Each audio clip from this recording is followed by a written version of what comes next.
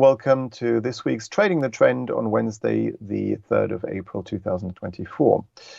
On the 20th of March, we went long the British pound against the US dollar, and I've now basically pinpointed this point here. This horizontal line is where we went long at. We had a rally straight away, but then we went down, and we still have our stop loss, which is this horizontal line here, down there at 125, and that hasn't been triggered. So this trade is underwater at the moment, but we haven't triggered our stop loss on there yet. And maybe we won't, we'll have to see. And another trade we did last week is to go long again at on the Brent crude oil. And as you can see here, the entry level was at 85.05. So that was a perfect trade. And had a right stop, and we've been rising ever since. So this one you can let run. We've gone above our upside target at 87.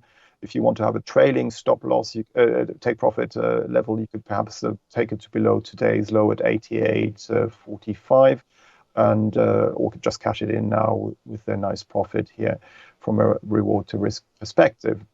We were also long previously in mid-March from around 82.50, so we've caught these moves really well so far.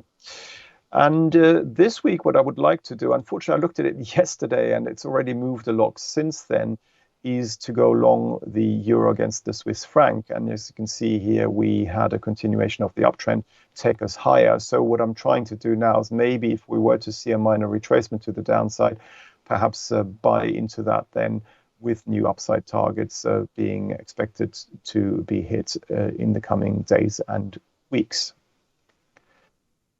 So today's Trading the Trend is to buy Euro Swiss, the currency pair, on a minor retracement lower towards 97.50 with a stop loss below last week's low at 97.05 and an upside target around 99.50.